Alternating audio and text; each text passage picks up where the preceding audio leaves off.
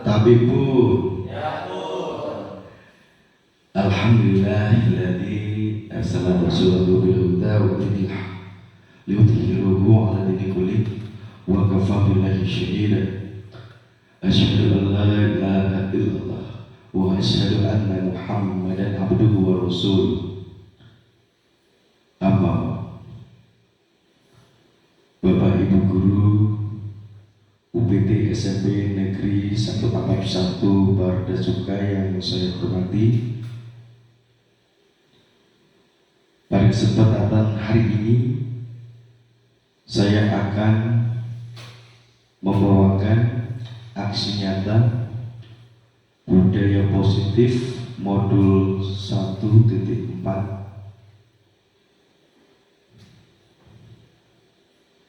Ini Bapak Ibu guru. Selanjutnya Pak Rizky. Terlebih dahulu kita harus tahu sebagai guru apa itu budaya positif. Budaya positif di sekolah yaitu nilai-nilai dan kebiasaan-kebiasaan di sekolah yang berpihak pada peserta didik agar mereka dapat berkembang menjadi pribadi yang kritis, penuh hormat, dan bertanggung jawab. Next Pak. Nah di sini sebelum memulai materi terkait dengan budaya positif, di sini Bapak Ibu ada kegiatan pemantik. Saya bacakan Bapak Ibu. Teman Anda akan melakukan kegiatan cobalah buka. Jadi di sini kegiatannya judulnya adalah cobalah buka. Anda adalah A. Tugas Anda adalah mengepakkan salah satu tangan Anda. Jadi di sini ada guru A dan guru B. Coba Anda bayangkan bahwa Anda menyimpan sesuatu yang sangat berharga di dalam kepala tangan Anda. Anda perlu menjaga benda tersebut sekuat tenaga, karena begitu pentingnya untuk kehidupan Anda. Tugas rekan Anda, yaitu guru B, adalah mencoba dengan segala cara untuk membuka kepala tangan Anda. Jadi guru A nanti mengepalkan tangannya, menjaga benda tersebut sekuat tenaga, karena sesuatu itu sangat penting baginya. Tugas rekan B atau guru B nanti dia mencoba dengan segala cara untuk membuka kepala tangan guru A tersebut. Teman Anda B boleh membujuk. Di sini ya poinnya, boleh membujuk, boleh menghardik, boleh mengintimidasi, memarahi, menggoda, mengkritik, bahkan menawari Anda uang agar bersedia membuka kepala tangan Anda. Dari sini saya minta untuk 2 orang guru mempraktikkan kegiatan pemantik tersebut. Pak Agus mungkin bersedia ya Pak? Pak Agus sama Bu Helmi ya? Ya. Jadi nanti disepakati Pak Agus di sini menjadi guru A ya. Guru A, Bu Helmi menjadi guru B. Berarti di sini nanti Pak Agus yang mengepalkan tangan. Pak Agus yang mengepalkan tangan, kemudian Bu Helmi mencoba melepaskan. Nah itu tadi. Jadi tidak harus mengutamakan kekuatan. Di situ bisa membujuk, bisa menghardik, mengintimidasi gitu ya. Nah intinya gimana caranya untuk bisa melepas kepala tangan Pak Agus. Oke silakan Bu Helmi, Pak Agus bisa maju ke depan. Untuk guru yang lain juga mencoba dengan teman sebangkunya disilakan juga atau menyaksikan Bapak Ibu guru di depan. Oke silakan. Sudah. Buka depan. Enggak bisa. Enggak boleh. Apa itu Pak?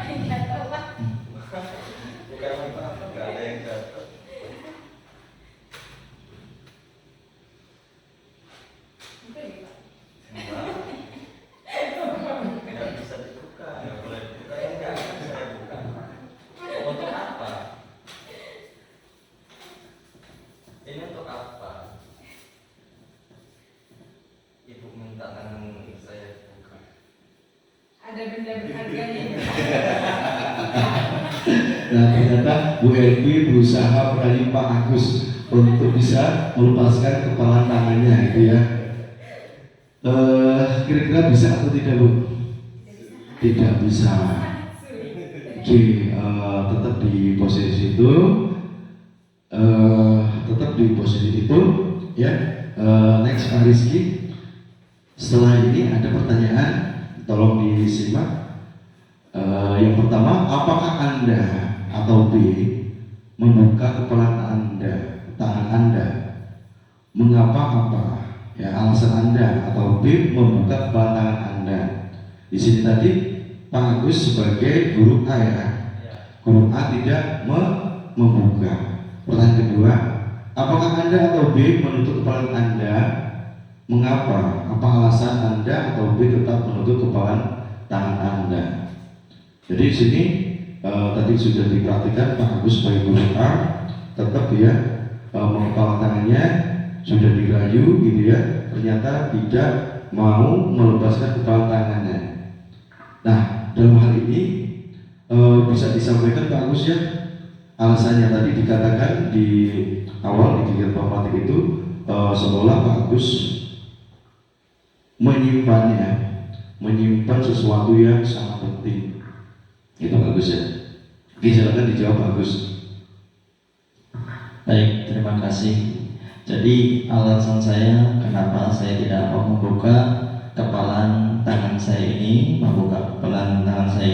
karena di dalam kepalan tangan saya ini ada sesuatu yang sangat penting. Itu ibaratkan saya itu yang ada di sini adalah jodoh gitu. Saya untuk mendapatkan jodoh ini, untuk memperoleh jodoh ini itu tidak mudah, butuh banyak sekali perjuangan, dan perjuangan itu sangat tidak mudah.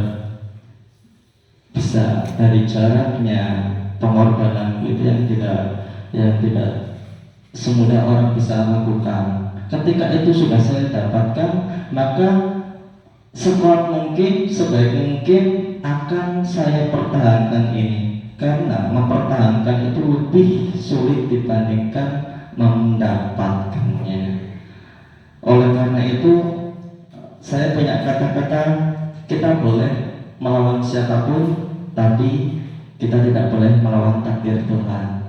Kalau jodoh ini adalah takdir untuk saya, maka siapapun nggak akan bisa membuka atau memiliki jodoh saya ini. Terima kasih Pak. Bu Helmi, ada yang disampaikan ketika tadi berusaha melepaskan kepala tangan Pak Agus? Ada atau tidak?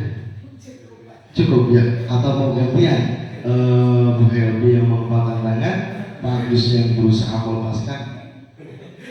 Tidak. Oke, kalau tidak kita lanjut ke pertanyaan yang ketiga. Dalam kegiatan ini sesungguhnya siapa yang memegang kendali atau kontrol untuk membuka atau menutup kepala tangan? Ya, menurut Bu Helmi dan Pak Agus, silakan.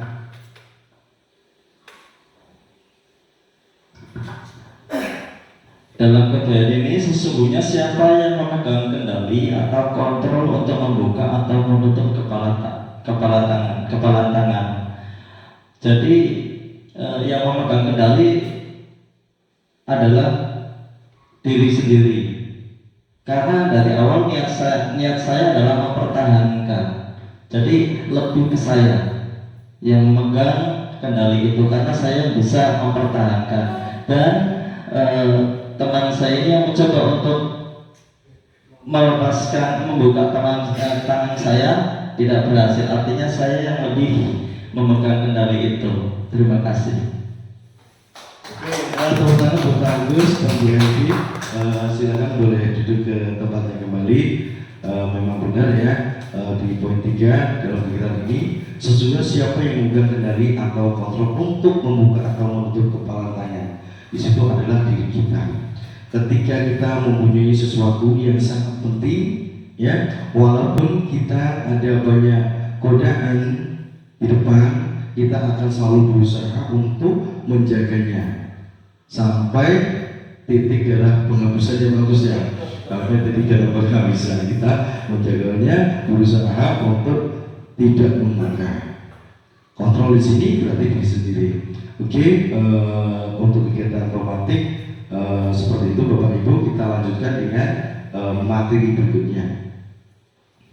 Di sini budaya positif ada 6 Bapak Ibu. Yang pertama, disiplin positif dan nilai-nilai kebajikan universal.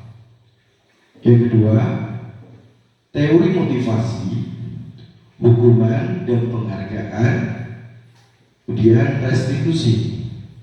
Yang ketiga, keyakinan kelas. Keempat, kebutuhan dasar manusia dan dunia berkualitas.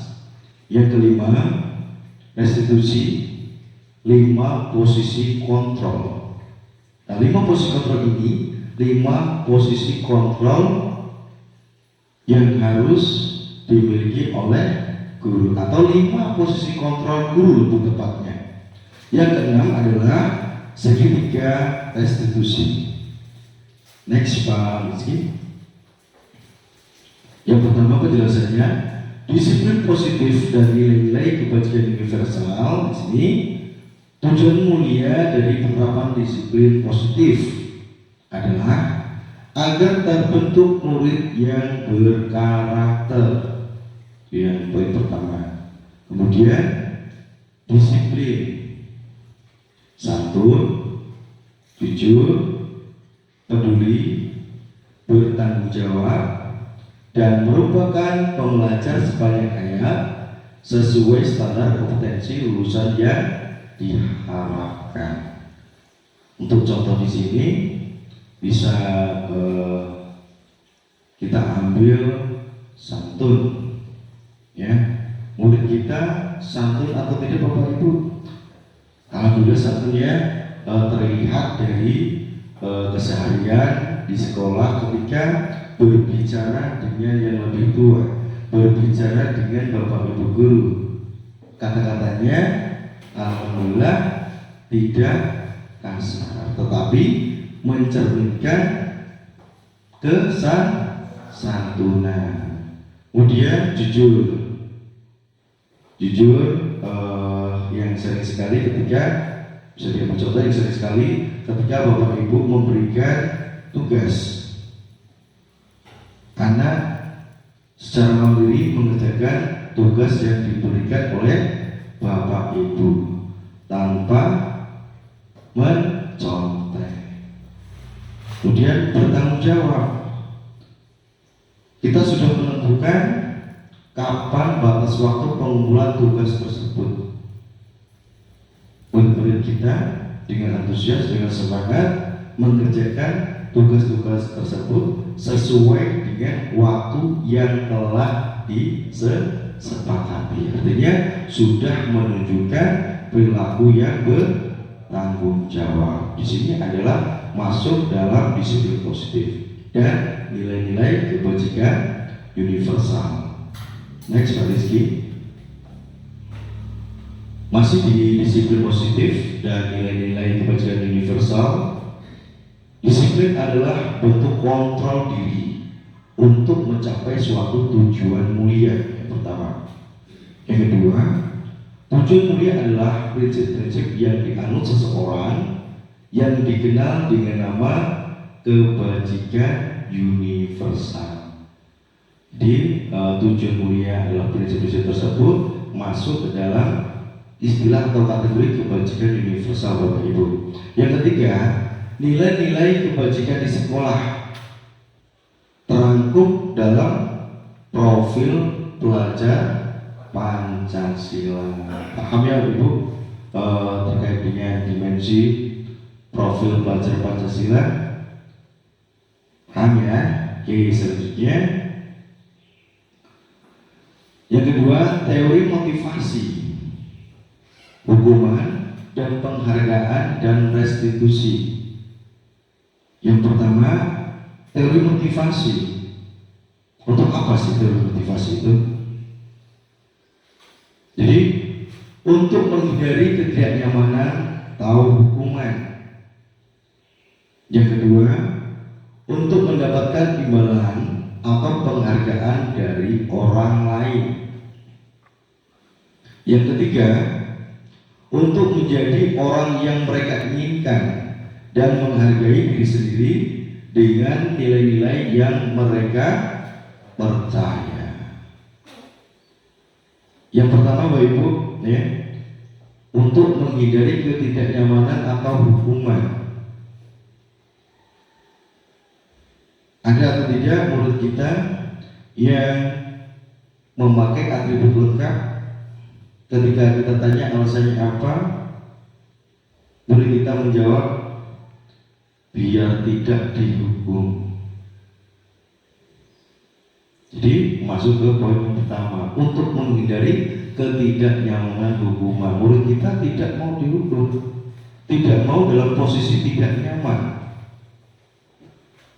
Jadi memakai atribut dengan lengkap sesuai hari yang telah ditentukan. Kemudian yang kedua, ada contohnya juga, untuk mendapatkan imbalan atau penghargaan dari orang lain. Murid kita belajar dengan semangat supaya apa? Untuk mendapatkan pujian atau reward, penghargaan. Jadi untuk mendapatkan imbalan atau penghargaan dari orang lain. Ya, kita bisa lanjut Bapak Ibu. Next. Sekarang hukuman dan penghargaan.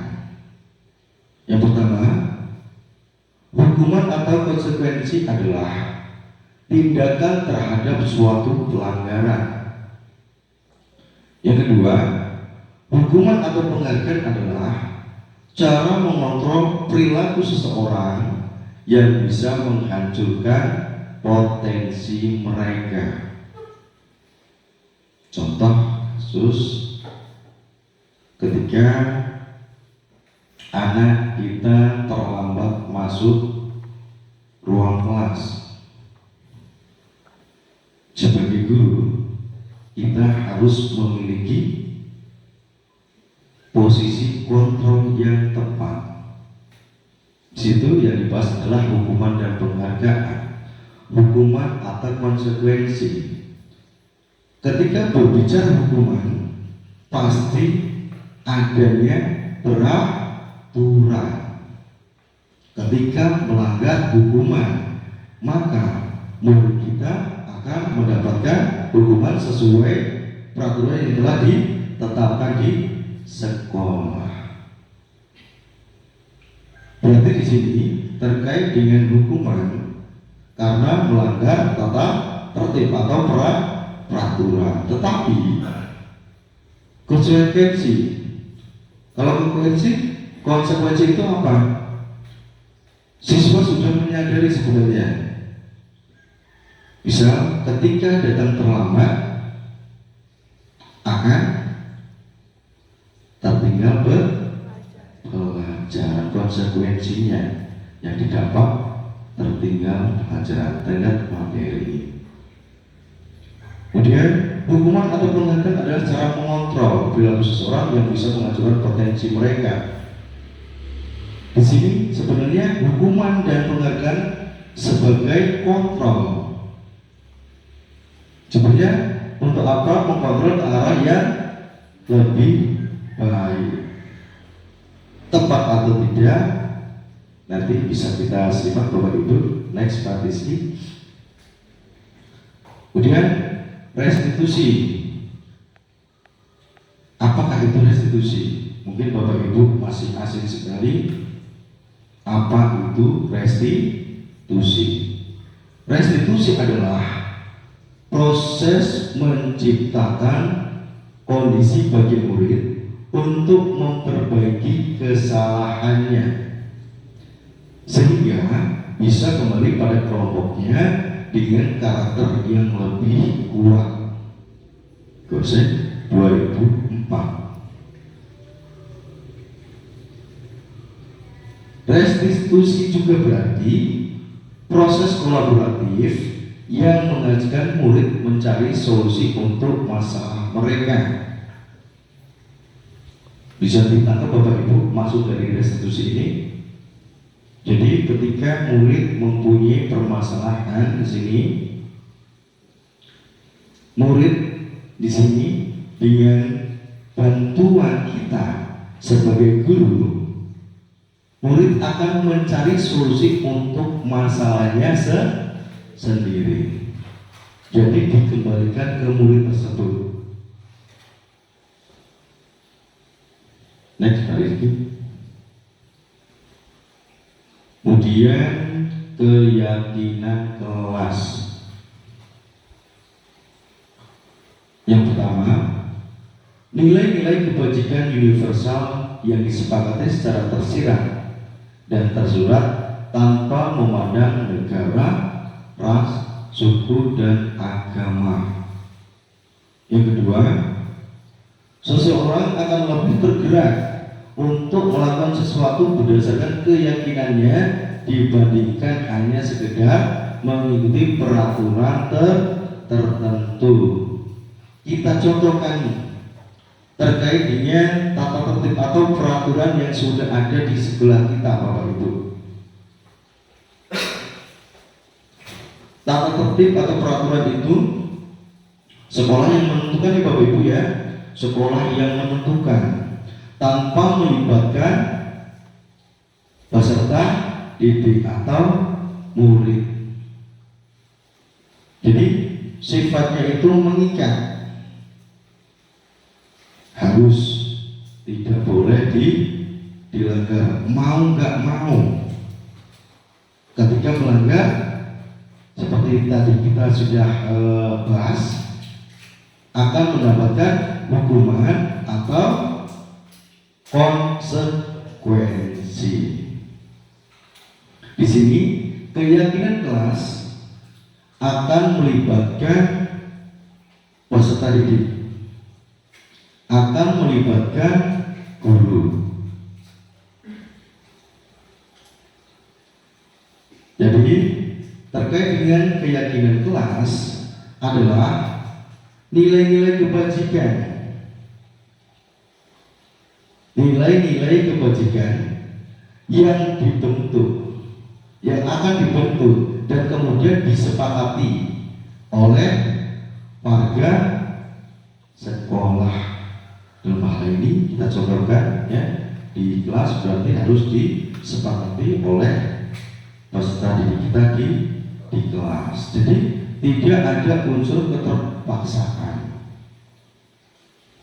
Jadi di sini kita memberikan kesempatan kepada seluruh murid kita untuk menuangkan nilai-nilai apa yang akan dituangkan di dalam keyakinan kelas.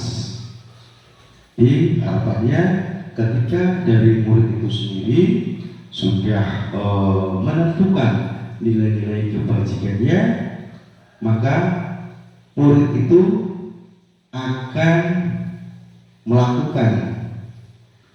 melaksanakan nilai-nilai kebajikan tersebut tanpa ada unsur paksaan dari pihak manapun. Artinya dari diri kita, intrinsik ya, dari dalam diri, motivasi dari dalam diri. Oke, silakan selanjutnya Pak Rizky. Keyakinan kelas, pembentukan keyakinan kelasnya. Di sini masih poin keyakinan kelas. Dan ini adalah tahapan-tahapan pembentukan keyakinan kelas. Yang pertama, bersifat abstrak, lebih rinci dan komunikatif. Jadi keyakinan kelas atau nilai yang akan dituangkan dalam keyakinan kelas, yang pertama bersifat abstrak, lebih rinci dan komunikatif. Abstrak, lebih rinci dan komunikatif. Berarti dipampang ya Bapak Ibu ya, di depan kelas bisa. Kemudian kedua, berupa pernyataan universal. Jadi cakupannya itu lebih luas ya. Yang ketiga berupa pernyataan positif. Nah ini perbedaan antara peraturan dan keyakinan kelas. Ketika kita bicara peraturan kelas atau sekolah, contoh masih menggunakan kalimat larangan, misal dilarang membuang sampah. Nah, perubahan kalimat yang dituangkan di keyakinan kelas bisa menjadi jagalah kebersihan. Nah itu, jadi keyakinan kelas adalah berupa pernyataan positif. Kalau peraturan kelas itu lebih ke masih menggunakan kata-kata yang terkesan kasar, Bapak Ibu. Poin yang keempat, tidak terlalu banyak.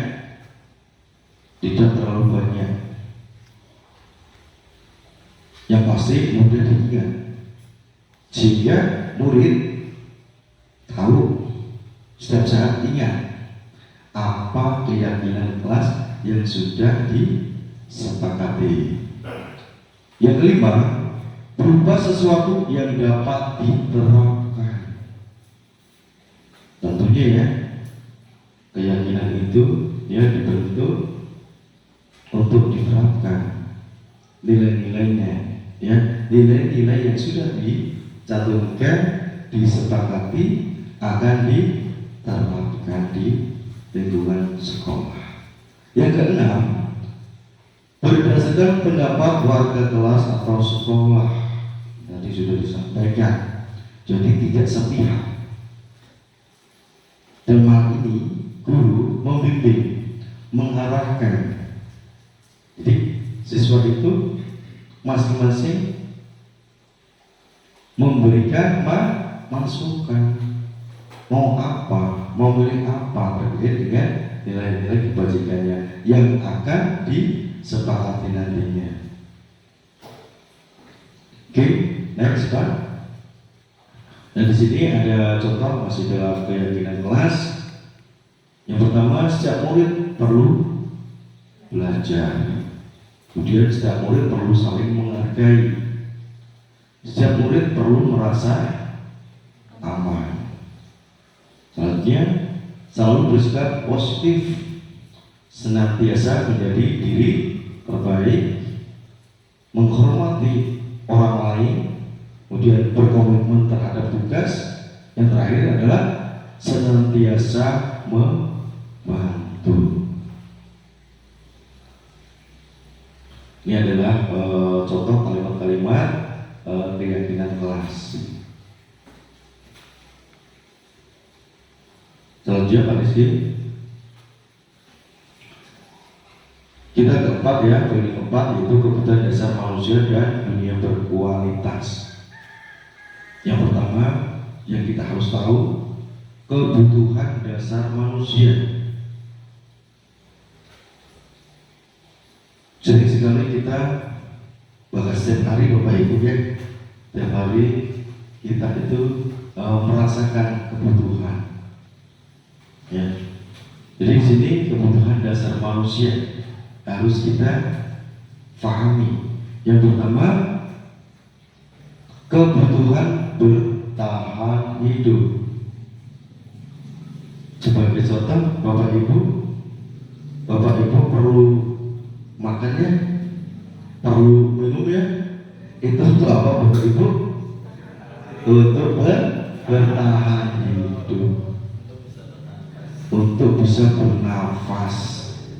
Kalau tidak bernafas, tidak bertahan hidupnya. Yang kedua, kasih sayang dan rasa diterima. Di sini kita sudah pernah merasakannya Bapak Ibu, ketika kita datang pertama sekali di UPT SMP Negeri 1 Atap 1 pada Sukabumi. Kita adalah orang yang hadir, orang yang datang di suatu komunitas yang yang baru. Kita butuh mengenal satu sama lain. Setelah kita mengenal satu sama lain, kemudian apa? Kita butuh apa? Kita butuh kasih sayang. Kemudian kita butuh juga rasa diterima. Rasa terima di sini lebih ke perasaan ya Bapak Ibu ya, lebih ke keyakinan. Alhamdulillah Bapak Ibu gitu ya, di sini insya Allah menerima saya. Terlihat dari responnya gitu ya, lihat dari responnya ya, baik, menyambut dengan senyum, menyilakan duduk, bahkan waktu itu menyilakan memilih mau duduk di sebelah mana.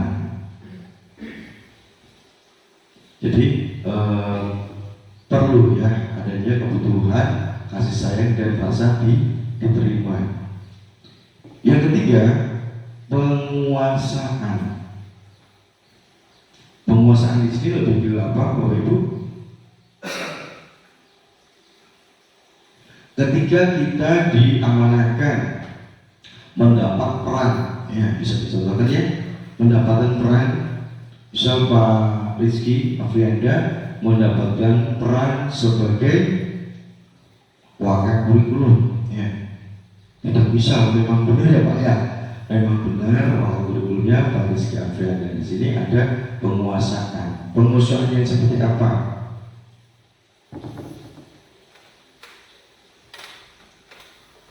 Yang jelas terkait dengan tupoksinya Pak Rizky ya, terkait dengan tupoksinya.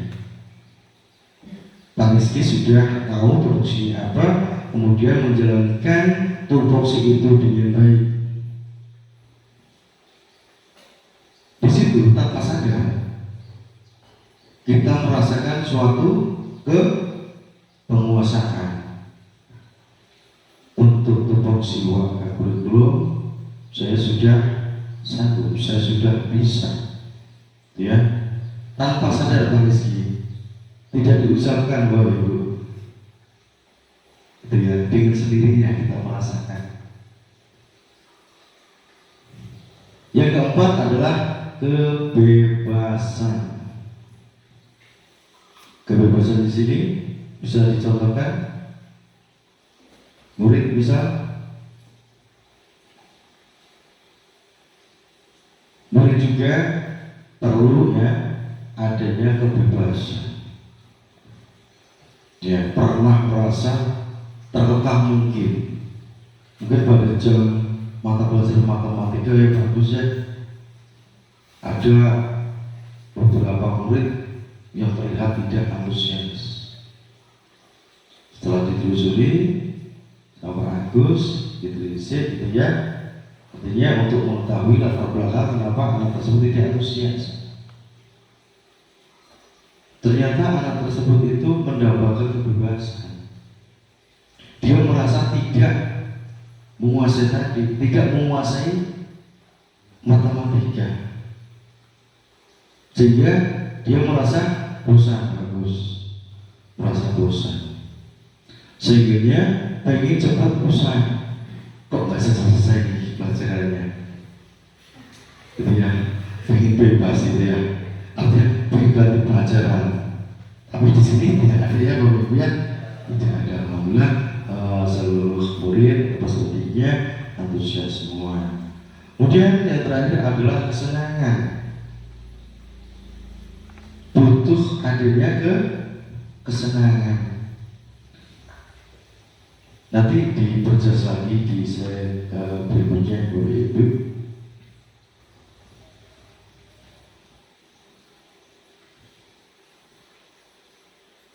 Tadi kebutuhan dasar manusia ya, yang sekarang dunia berkualitas. Tempat khusus dalam pikiran kita, tempat menyimpan gambaran representasi yang kita inginkan. Seorang, benda, tempat, hal, atau nilai. Kemudian yang kedua adalah standar masyarakat. Jadi di sini terkait dengan dunia berkualitas, tempat khusus dalam pikiran kita, tempat menunjukkan gambaran representasi yang kita inginkan, bisa orang, benda, tempat, dia, hal, dan nilai. Yang kedua adalah standar masyarakat, Bapak Ibu. Next, Pak Rizky. Anak didik kita juga memiliki gambaran dunia yang berkualitas. Sebagai guru, kita tentu ingin memasukkan nilai-nilai yang bermakna dan kebajikan hakiki ke dalam dunia berkualitas mereka. Bila guru dapat membangun interaksi yang memberdayakan dan memerdekakan murid, maka murid akan meletakkan diri sendiri sebagai individu yang positif dalam dunia berkualitas karena mereka menghargai nilai-nilai kebajikan. Jadi masih berhubungan dengan nilai-nilai kebajikan. Next, Pak Rizky. Di sini ada pertanyaan terkait dengan kebutuhan dasar manusia dan dunia berkualitas. Yang pertama, siapa orang yang paling penting dalam hidup Anda? Tadi dicontohkannya bisa orang, bisa benda, bisa hal, bisa nilai. Contoh pertanyaan di sini yang pertama merujuk kepada seseorang. Siapa orang yang paling penting dalam hidup Anda? Kalau Pak Hendri, siapa Pak Hendri? Istri. Pak Agus belum punya istri, orang tua ya, ayah dan ibu. Kalau saya orang tua ya, ayah dan ibu, kemudian istri, kemudian anak. Berarti Pak Agus masih kurang banyak ya Pak Agus ya. Lalu kedua orang tua sebentar lagi ya, sebentar lagi mudah-mudahan ya, bisa ya bertambah lagi orang yang paling penting dalam hidup Agus. Yang kedua, nilai kebajikan apa yang terpenting dalam hidup Anda? Nilai kebajikan apa? Tadi ada jujur, ada bertanggung jawab, yang bisa juga amanah. Ya bagus ya. Tentunya setiap orang pasti memiliki nilai-nilai kebajikan dalam diri kita. Yang ketiga, sifat ideal seperti apa yang Anda inginkan? Sifat ideal seperti apa yang Anda inginkan? Sabar. Alasannya? Orang sabar pasti akan mulia. Masuk ya, Bapak Ibu ya. Selanjutnya, apa pencapaian yang sangat Anda banggakan, Bapak Ibu, sampai dengan saat ini?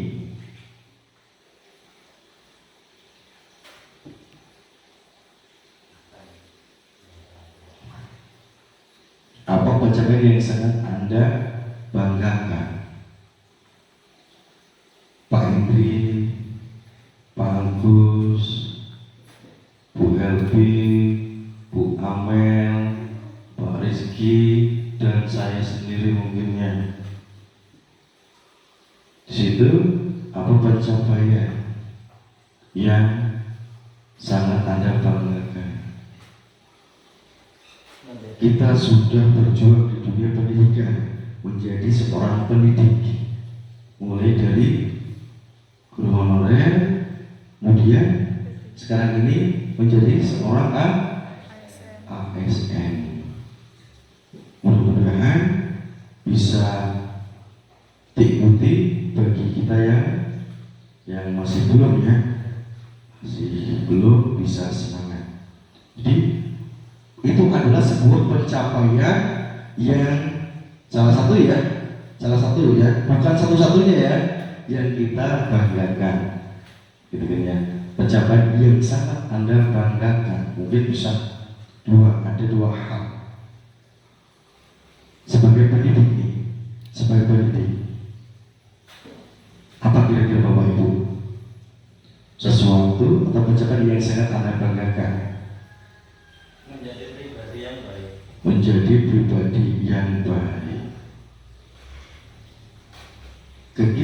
Ketika kita bicara ke siswa, ke murid, Ketika kita bicara ke siswa, diri kita sedang menjadi pribadi yang baik, otomatis siswa kita akan melihat kita dan mencontoh kita sebagai pendidik agar bisa menjadi pribadi yang baik. oke, terima kasih banyak Pak Agus. Jadi itu bisa terkait dengan nilai ya, bukan merujuk kepada benda atau materi. Kemudian apa pekerjaan ideal Anda? Mungkin ada dari Bapak Ibu, kita selaku pendidik merasa pekerjaan kita atau profesi kita itu kurang ideal atau tidak ideal. Ada atau tidak Bapak Ibu? Tidak ya? Artinya dengan profesi sebagai pendidik kita sudah menganggap bahwa itu adalah pekerjaan atau amanah ya, yang sudah ideal. Karena masuk juga ke dalam kategori pilihannya, sudah menjadi pilihan apa hidup kita. Yang terakhir, apa yang paling bermakna dalam hidup Anda? Pengalaman berarti Bapak Ibu. Apa yang paling bermakna dalam hidup Anda? Kalau saya pribadi, bisa bermanfaat untuk diri dan orang lain. Sebagai pendidik pastinya ya, kita mengajarkan, mengarahkan, membimbing murid kita, peserta didik kita, itu adalah sebuah hal yang bermakna dalam hidup kita. Ada kepuasan. Oke, next Pak Rizky. Yang kelima di sini restitusi. 5 posisi kontrol guru yang harus diketahui. Yang pertama, penghukum. Jadi di 5 posisi kontrol guru, yang pertama adalah penghukum.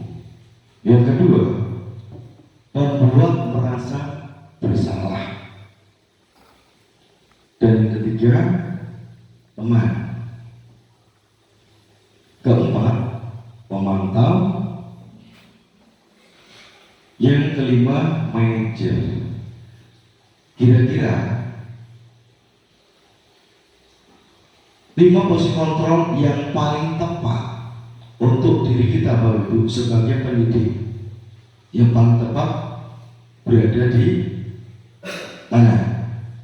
Apa yang pertama atau kedua, 3, 4, kelima? Di manajer. Jadi posisi kontrol yang paling tepat untuk kita sebagai pendidik yaitu sebagai manajer.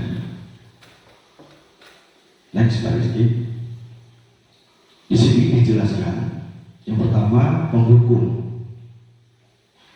Yang terjadi di lapangan ya Bapak Ibu, sering menggunakan hukuman fisik atau verbal.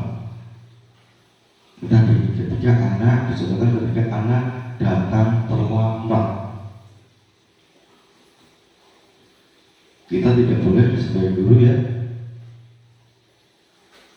memilih kontrol posisi tersebut.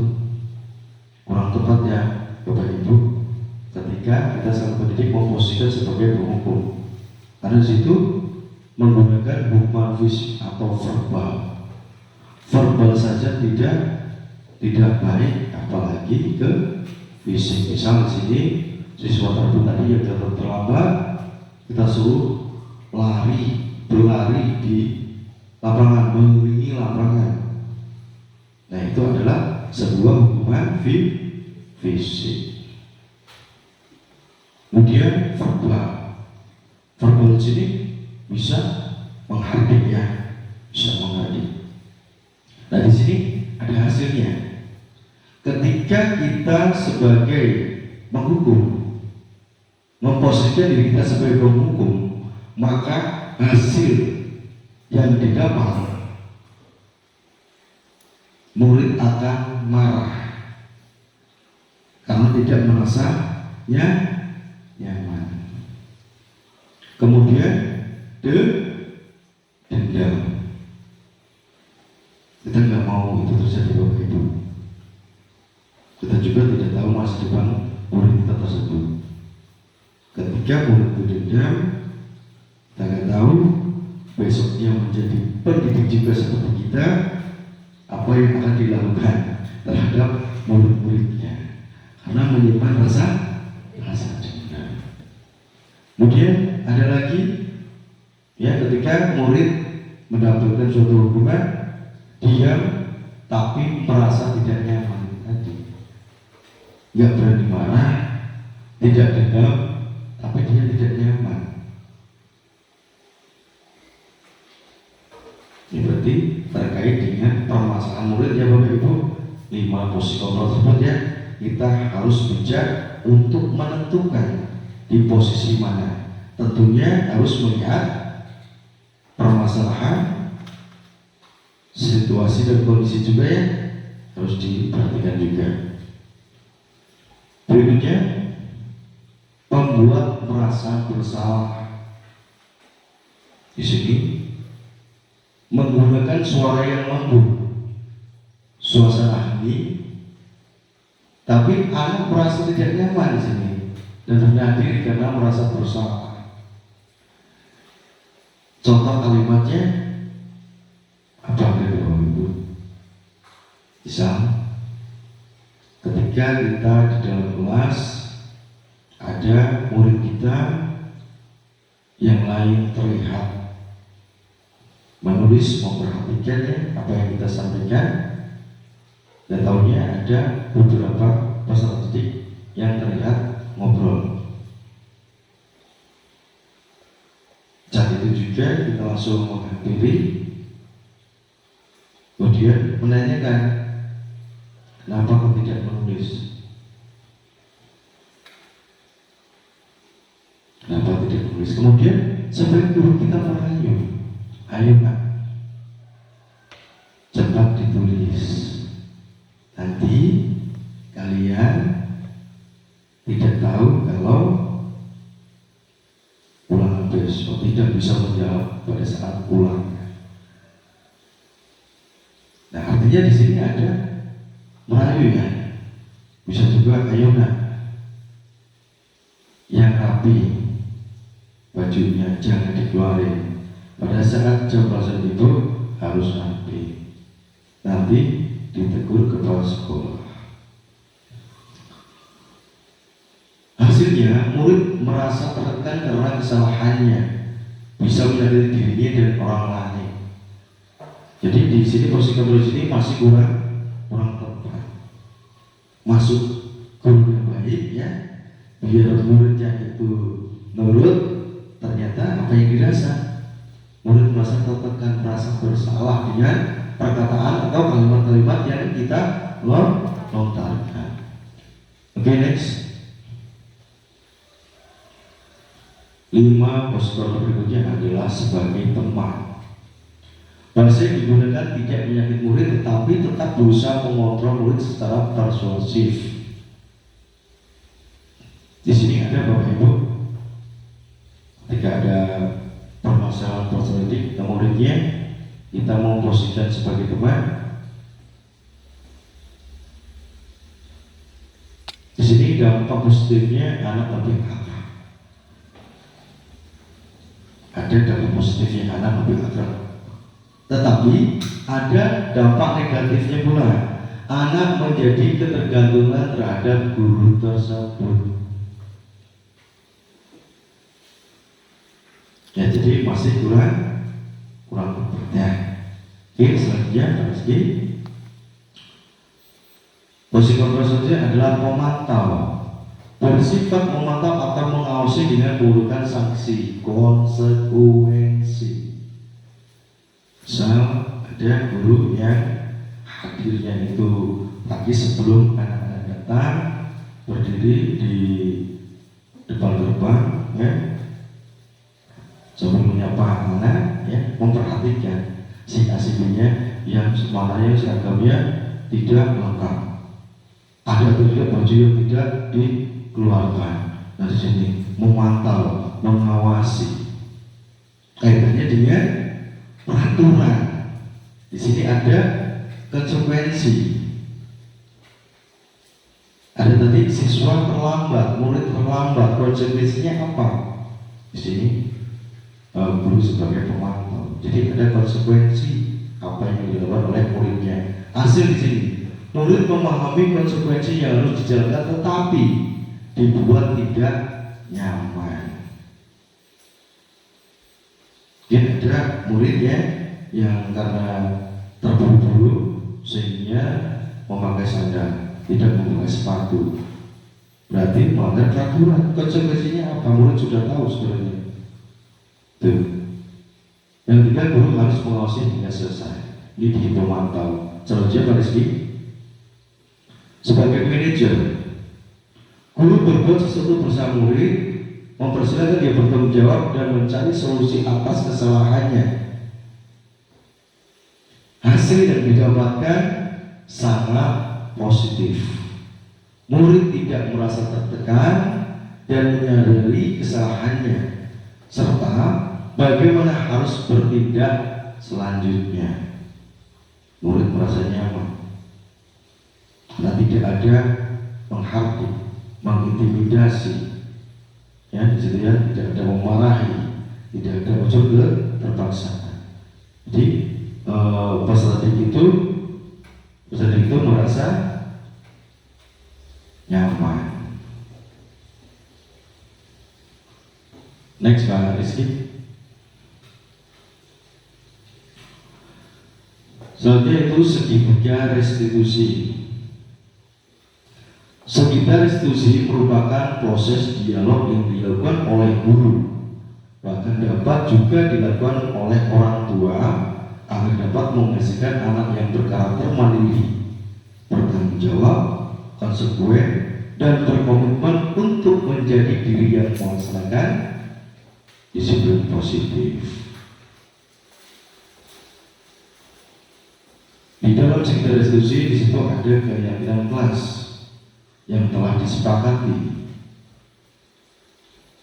Kemudian ada kamu ingin menjadi orang yang seperti apa? Pertanyaannya. Kemudian kamu tentu punya alasan mengapa melakukan itu terkait dengan permasalahan. Kemudian ada lagi kalimat, adakah cara yang lebih efektif untuk mendapatkan apa yang kamu butuhkan? Ada lagi, setiap orang pasti pernah melakukan kesalahan. Dilanjutkan dengan kalimat, kamu bukan satu-satunya yang pernah melakukan ini. Ini terkait dengan tahapan segitiga restitusi. Untuk lebih paham, kita bisa lanjut Pak Rizky di sini. Yang pertama adalah menstabilkan identitas. Tujuannya untuk mengubah identitas anak dari orang yang gagal karena melakukan kesalahan menjadi orang yang sukses. Contoh kalimat di sini, setiap orang pasti pernah berbuat salah.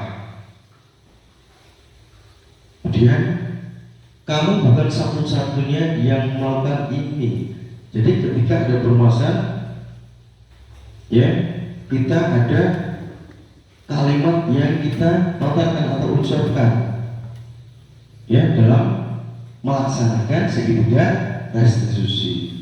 Yang ketiga, kita bisa menyelesaikan masalah ini, meyakinkan kembali. Next, Pak Rizky. Yang kedua, validasi tindakan yang salah. Setelah menstabilkan, yang kedua adalah validasi tindakan yang salah. Semua perilaku atau tindakan yang dilakukan manusia memiliki alasan tertentu. Contoh kalimatnya, kamu pasti punya alasan mengapa kamu melakukannya. Kemudian, adakah cara yang lebih efektif untuk kamu agar mendapatkan hal itu? Di sini, siswa menyadari Bapak Ibu, menyadari akan tindakan yang salah. Jadi kita tahu sebabnya apa ketika murid melakukan kesalahan. Kita juga menanyakan agar cara yang lebih efektif untuk kamu agar mendapatkan hal itu. Artinya dibalikan lagi ke peserta didik. Jadi di sini bukan kita yang menyelesaikan masalah, tapi membantu menyelesaikan masalah yang dihadapi oleh peserta didik atau murid. Next, Pak Rizky. Yang ketiga yaitu menanyakan keyakinan. Setelah kita dalam proses tadi sudah menstabilkan identitas, validasi tindakan yang salah, murid juga menyadari bahwa tindakannya itu salah. Yang ketiga, menanyakan keyakinan. Murid akan diberi pertanyaan-pertanyaan bermakna untuk memunculkan motivasi secara intrinsik. Kemudian mampu mengaitkan keyakinannya dengan tindakan yang salah. Setelah tahu tadi tindakannya itu salah, kita menanyakan, ya contoh kalimatnya, keyakinan kelas apa yang sudah kita sepakati. Misal di sini permasalahannya adalah siswa yang datang terlambat, masuk dalam keyakinan kelas. Di keyakinan kelas yang sudah dibuat, misal di situ menuangkan disiplin dan tanggung jawab. Siswa tersebut menyadari tadi di validasi dengan salah, menyadari tidak disiplin dan kurang tanggung jawab di situ. Di sini tertuang di keyakinan kelas itu tertuang disiplin dan bertanggung jawab. Makanya ada kalimat keyakinan kelas apa yang sudah kita sepakati, dibalikan lagi ke murid, karena sudah disepakati oleh seluruh murid tanpa ada paksakannya. Dan kamu ingin menjadi orang yang seperti apa? Bagian dari akhir, gitu ya, bagian dari akhir. Di situ guru bisa memberikan kalimat, Bapak yakin kamu akan menjadi anak yang lebih baik lagi dan bertanggung jawab.